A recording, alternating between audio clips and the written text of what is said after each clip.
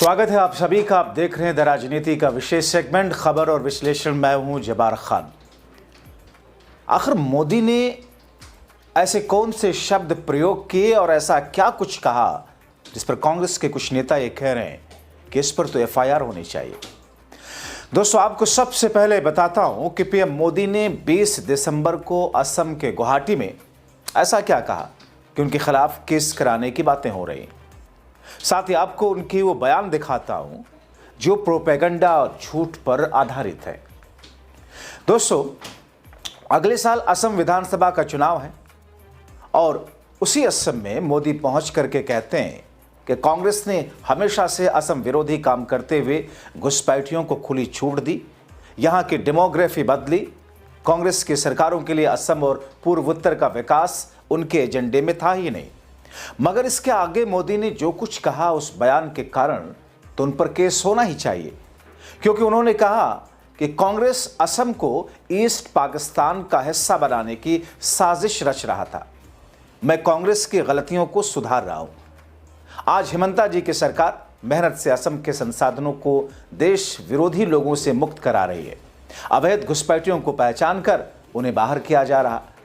इसकी हकीकत क्या है, कितना बड़ा झूठ और प्रोपेगेंडा है, ये आपको उससे बताता हूं। मगर उससे पहले आपको मोदी की कुछ और बातें बताते हैं। दोस्तों, मोदी और आगे क्या कहते हैं वो जानकर आपकी हंसी छूटेगी। मोदी कहते हैं, असम का विकास मेरी जिम्मेदारी है। हम असम को नई ऊंचाइयों पर ले जाएंगे। असम में बिना पर्ची और खर्ची के सरकारी नौकरियां मिलना असंभव था, लेकिन अब सब हो रहा है। मोदी अपनी लफ्फाजी की भावना में बहते चले गए। कहते हैं कांग्रेस की सरकार के एजेंडे में असम और पूर्वोत्तर का विकास था ही नहीं। मैं कांग्रेस की गलतियों को सुधार रहा हूं। कांग्रेस वाले नॉर्थ ईस्ट जाएं या ना जाएं, मुझे तो असम और नॉर्थ ईस्ट आते रहना है। अपने लोगों को एहसास होता है अपनापन का। अब दोस्तों, आप इसका फैक्ट चेक देखिए। सबसे पहले, जैसा कि मोदी ने कहा, असम में कांग्रेस ने वोट के लिए घुसपैठियों को पनाह दी, हम बाहर करेंगे। मगर दोस्तों, इसकी सच्चाई क्या है? क्या पीएम मोदी झूठ परोस रहे हैं? और अगर जिस घुसपैठी मुद्दे पर दिल्ली, बिहार, बंगाल में मोदी शाह के खेमे ने हंगामा मचाया, वहां क्या हुआ? खासतौर पर बिहार में एसआईआर के बाद।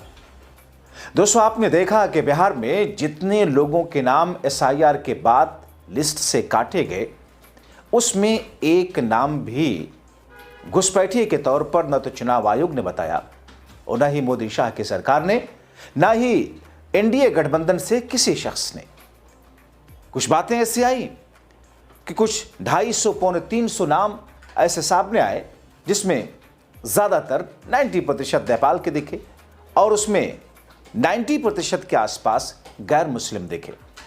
यानी कि दोस्तों, जिस आधार पर, जिस प्रोपेगेंडा के बुनियाद पर बिहार में घुसपैठियों को बाहर करने के लिए एसआईआर और सारी चीज़ों का छलावा जो दिया गया, दरअसल उसके पीछे की मंशा मोदी और शाह और चुनाव आयोग की क्या है, वो आपने उनको मिलती हुई जीत से एहसास किया होगा। मगर जिस घुसपैठिए के सहारे असम के अंदर मोदी वहाँ पर जनता को अपील करते हुए खुद के पाले में आकर वोट करने की बात करते हुए दिखाई देते हैं या उनके विश्वास को जीतने की बातें करते हैं, दरअसल वही एक प्रोपेगेंडा है। क्योंकि दोस्तों, असम वो राज्य है जहां पर सबसे ज्यादा संदेहास्पद नागरिक हैं। दूसरा यह कि असम में मोदी घुसपैठिए निकालने का डायलॉग मारते दिखते हैं। उस असम में मोदी ने चुनाव आयोग को एसआईआर करने की इजाजत नहीं दी। अब आप सोच रहे होंगे कि असम जहां पर एनआरसी हुआ तो फिर एसआईआर क्यों नहीं हुआ? वहां सब एसआर हो रहा है, स्पेशल रिवीजन हो रहा है, जिसमें चुनाव आयोग के अधिकारी जाएंगे, बीएलओ जाएंगे घर घर और वहां से कुछ बातचीत करेंगे, वापस आकर के खुद ही फॉर्म भरेंगे, खुद ही सब कुछ करके सारी चीजें निपटा देंगे। यह है असम की हकीकत और असम में घुसपैठियों की हकीकत, जिस हकीकत को लेकर मोदी और शाह घुसपैठियों के बहाने असम से लेकर बंगाल में हिंदू मुस्लिम कर रहे हैं। दोस्तों, असम में अगले साल चुनाव होने, और जैसा कि दोस्तों मैं आपको बता रहा था कि बीते महीनों में चुनाव आयोग ने कहा कि असम में एसआर होगी, एसआईआर नहीं। जबकि दोस्तों, सुप्रीम कोर्ट के आदेश से और निगरानी में उसके 31 अगस्त 2019 को 1600 करोड़ रुपयों से अधिक के बजट से एनआरसी कराया गया। असम समझौते के 24 मार्च 1971 की कट ऑफ तिथि पर आधारित इस प्रक्रिया में 3.3 करोड़ यानी कि 3 करोड़ 3 लाख आवेदकों में से लगभग 19 लाख को बाहर रखा गया। यानी कि दोस्तों 19 लाख लोग उस एनआरसी से बाहर हैं, उस सूची को मानने के लिए तैयार नहीं है असम की सरकार, हिमंता बिस्वा शर्मा की सरकार, क्योंकि उन 19 लाख लोगों में ज्यादातर हिंदू समुदाय के लोग बाहर किए गए। मतलब मोदी की असम की डबल इंजन वाली सरकार ने 2019 की सूची को स्वीकार नहीं किया और अब मुख्यमंत्री हिमंता बिस्वा शर्मा बार बार बांग्लादेश की सीमा से लगे जिलों में 20%, अन्य जिलों में 10% नामों के पुनर्सत्यापन की मांग कर रहे हैं। यानी कि वो कह रहे हैं कि दोबारा से एनआरसी की प्रक्रिया को री-वेरीफाई किया जाए। जो लोग 19 लाख लोग आए हैं जिनके नाम कटे हैं, वो दरअसल वहां के नागरिक हैं, ये कहना चाहते हैं असम हिमंता बिस्वा शर्मा। मतलब बिहार में एसआईआर में जिनके नाम नहीं आए उसे मनवाने के लिए उनके नाम काटे जाने के सपोर्ट में मोदी शाह समेत हिमंता बिस्वा शर्मा गला फाड़ते दिखे, मगर खुद की राज असम में ना तो एनआरसी की सुप्रीम कोर्ट के जरिए जो की गई, उसकी निगरानी में जो की गई, उसे ना मान रहे, ना ही असम में चुनाव आयोग एसआईआर करा रहा जहां अगले साल चुनाव है। जबकि असम में एसआईआर ना कराने के पर विपक्ष प्रदर्शन करता रहा। मगर दोस्तों क्या है, जिसकी लाठी उसकी भैंस। आपको बताएं कि चुनाव आयोग का एसआईआर ना कराने का यह फैसला एक जटिल राजनीतिक पृष्ठभूमि के बीच आया, जहां सत्तारूढ़ बीजेपी असम और पड़ोसी राज्य पश्चिम बंगाल में नागरिकता के मुद्दे पर अलग अलग रुख अपना रही है। बंगाल में भी अगले साल विधानसभा के चुनाव होने वाले हैं। अब आप सोच सकते हैं कि मोदी की बातें, उनके भाषणों में कितनी सच्चाई है, कितना झूठ है। अब दोस्तों आते हैं मोदी के दूसरे झूठ पर। मोदी ने कहा असम में कि नॉर्थ ईस्ट कांग्रेस के एजेंडे में था ही नहीं, पहले नौकरियां सिर्फ पर्ची खर्ची से मिलती थी। हम असम समेत नॉर्थ ईस्ट का विकास करेंगे, हम असम में लगातार नॉर्थ ईस्ट में आते रहेंगे। अब आप इसका रियलिटी चेक देखिए। सबसे पहले नॉर्थ ईस्ट के विकास और नॉर्थ ईस्ट में लगातार मोदी के आने के दावे के बाद, क्योंकि उन्होंने कहा कि असम से लेकर नॉर्थ ईस्ट के सारे राज्य मेरी प्राथमिकता में है, असम और नॉर्थ ईस्ट में मैं आता रहूंगा। दोस्तों मणिपुर भी तो इसी नॉर्थ ईस्ट का हिस्सा है। मणिपुर में जिस तरीके से हिंसा हुई, कुकी और मैतेई समाज के लोगों के बीच में जो कुछ झड़प हुई, बीजेपी का मुख्यमंत्री, बीजेपी की सरकार वहां पर हिंसा रोक नहीं सकी, या फिर यूं कहें जैसा कि जांच चल रही है कुछ ऑडियो क्लिप की, कि वहां पर मुख्यमंत्री एन बीरेन सिंह का नाम भी शामिल आया।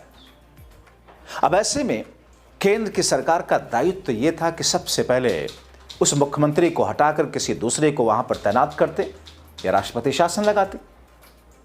मगर केंद्र की सरकार ने क्या किया?